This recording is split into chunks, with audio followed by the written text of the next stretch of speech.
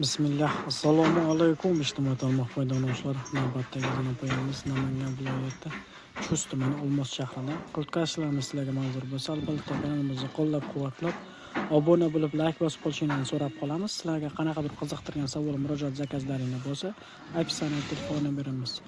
Inshaalloh navbatdagi zinamizni qisqacha video obzor razmerlarini tushuntirib o'tamiz.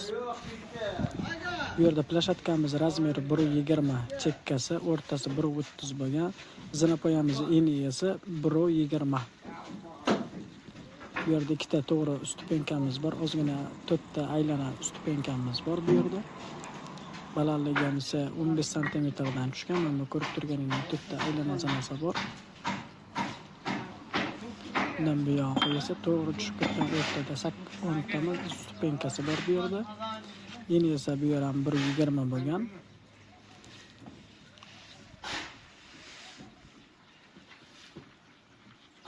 To'rtta. Hop, pastda o'zini aylanamiz bor. Bu yerda ham avvalingizda joyda bo'lgan joyda bor. Zinapoya. Bu zinapoyamizga ham 12 megawatt armaturasini ishlatganmiz.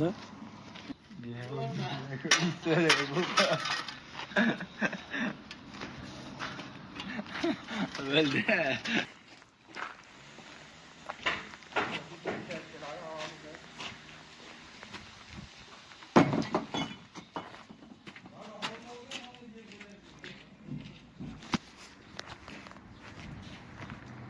Kimnidir qanaqadir qiziqtirgan savol yoki shunga o'xshash beton zina xizmat zakazlaringiz bo'lsa, opisiyaning telefon nomerimiz bemalol murojaat qilaverasizlar. Bu zinapoyamizda 2 dona arkasi bor. Bitta zinapoyamizga qo'yganmiz, bitta plashatkamizga qo'yganmiz. Hozir plashatkadan ham ko'rsatamiz. Mana shu burchakda bitta plashatkaga ham qo'yganmiz. Bez stoyka bo'lgan plashatkamiz ham. E'tiboringiz uchun hammaga kattakon rahmat.